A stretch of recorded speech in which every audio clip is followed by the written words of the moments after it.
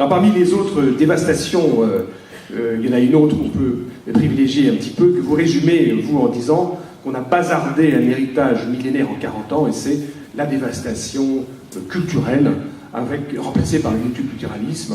Alors, est-ce que vous pouvez nous donner quelques exemples, ils sont très nombreux dans ce livre, de ce grand remplacement culturel, si je puis me permettre cette... Démographique. Oui, et démographique.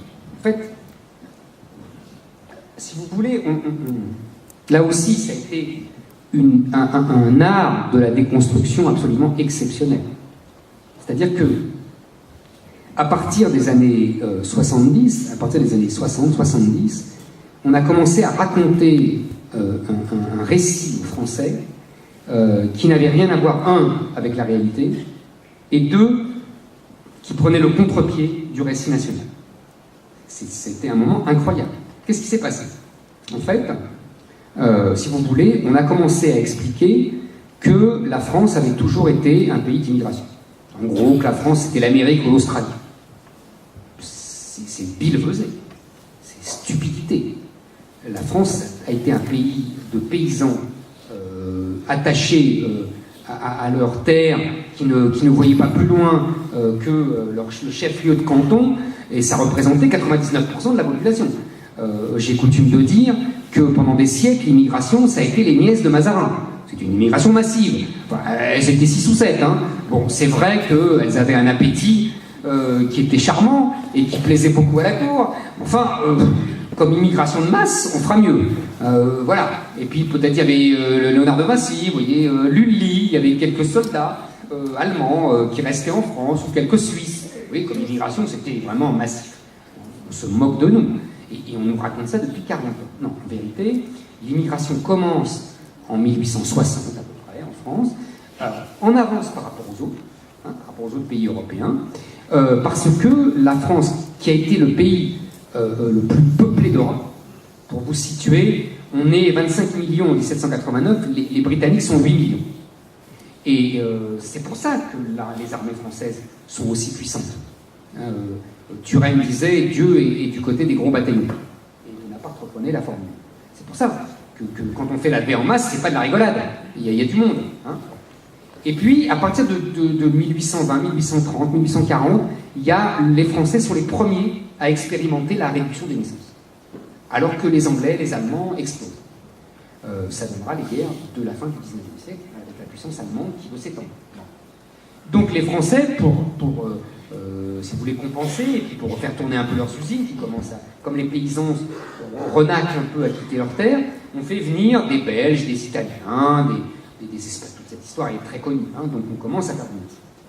Et puis, si vous voulez, on commence à avoir un petit savoir-faire d'intégration de ces nouveaux immigrés. Comment on fait en France? C'est très simple, j'avais écrit un précédent livre qui s'appelait Mélancolie française, j'expliquais ça. On fait comme l'Empire romain. Voilà. C'est-à-dire, à Rome, fait comme les Romains. Donc c'est l'assimilation. C'est-à-dire qu'on prend un prénom, on donne les prénoms français à ses enfants, on s'habille comme les Français, on envoie ses enfants à l'école, on mange français, et puis on vit avec les Français. Alors, et vous savez, dans la convivialité comme ça populaire, c'est l'ouvrier français qui charrie son collègue italien et qui lui dit hey, « oh, chez nous on fait pas comme ça ». Et puis ça se fait comme ça. Alors, parfois il y a un peu le type râle un peu, et puis finalement il se dit bon, ben, c'est formidable, ils ont un savoir-vivre extraordinaire, ils savent vivre dans ce pays, c'est magique. En général, c'est ce que disent tous les immigrés. Donc on va vivre comme eux. Ça se fait comme ça. C'est pas facile, hein. C'est pas facile. Il y en a qui n'ont pas envie et qui repartent chez eux. Vous savez, c'est un chiffre que je donne toujours, qu'on ne connaît pas. Le Pierre Milza, qui est un très grand historien français, qui est d'origine italienne, a calculé qu'il y a eu 3 500 000 Italiens qui sont venus en France entre 1870 et 1940. Et vous savez combien en sont restés? 1,1 million. C'est-à-dire que les 2 tiers sont repartis. C'est colossal. C'est-à-dire que soit ils sont repartis parce qu'ils n'avaient pas envie de ce que je viens de vous dire, et après tout, ils ont droit, soit, vous allez voir les changements par rapport à aujourd'hui, dès qu'il y avait une crise économique et qu'il y avait du chômage, on renvoyait les étrangers pour privilégier les ouvriers français. Ça, c'était la solution d'avant, c'est-à-dire l'assimilation, comme dit Fernand Braudel, le grand historien Fernand Braudel dit l'assimilation a permis l'intégration sans douleur de millions d'immigrés. Cette phrase est très importante. Vous voyez que l'assimilation n'est pas opposée à l'intégration comme on le fait aujourd'hui, mais elle est le moyen de l'intégration. Vous devinez l'embrouille sémantique qui va naître à partir des années 80. Qu'est-ce qui se passe? Et vous constatez aussi, je fais une petite parenthèse parce que je commence à en avoir marre de lire dans la presse, dès qu'on utilise le mot assimilation, en général on dit pratique qui rappelle la colonisation. C'est encore billevesé. Ça n'a rien à voir avec la colonisation.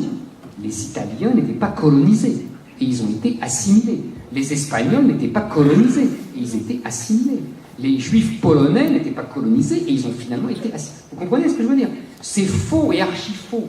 On essaye, ça aussi c'est la déconstruction. Vous comprenez? Voilà. La déconstruction, un exemple typique. Vous prenez assimilation et vous dites c'est le produit de la colonisation. Sous-entendu, c'est le produit de la domination injuste des Blancs sur les minorités colonisées, arabes, noirs, etc. Et donc, vous rendez infréquentable l'assimilation, ici. Voilà. Ça, c'est un exemple magnifique de déconstruction. Et c'est ça qui s'est passé depuis 40 ans. Qu'est-ce qu'on a dit? On a dit l'assimilation, c'est colonialiste. Donc, il ne faut plus l'assimilation, il faut l'intégration. Vous avez vu que dans la phrase de Braudel, ça veut dire la même chose en vérité.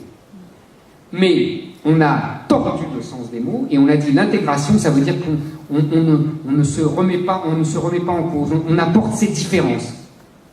La chanson apporte des différences, etc. Toutes les chansons des années 80. Vous voyez le thème entre la déconstruction intellectuelle et la déconstruction dans la culture populaire.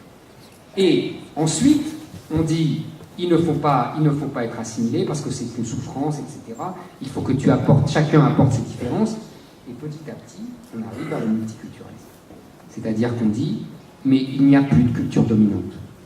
La culture dominante française n'est qu'une culture coloniale. Vous voyez c'est-à-dire que même en France, le français reste colonisateur. Vous voyez, toute la logique est là.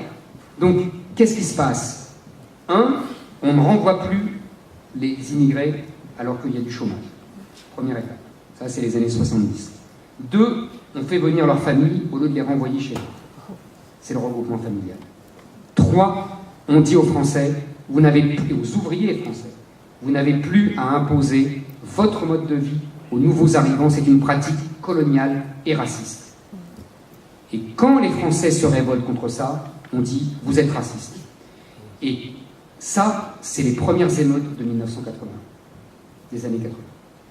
Et quand les Français votent Front National, parce que justement, ils se révoltent contre ça, puisqu'ils ont toujours fait ça. Ils ont fait ça avec les Italiens, et d'ailleurs, les enfants d'immigrés italiens sont avec les Français de souche, pour dire, mais il faut continuer comme ça. Vous comprenez? Là, on les traite de racistes. C'est un enchaînement impeccable. Puisque de toute façon, ils veulent démontrer que les Français sont racistes. Et ils vont vous dire, vous voyez, la parole raciste se libère, la parole raciste se développe.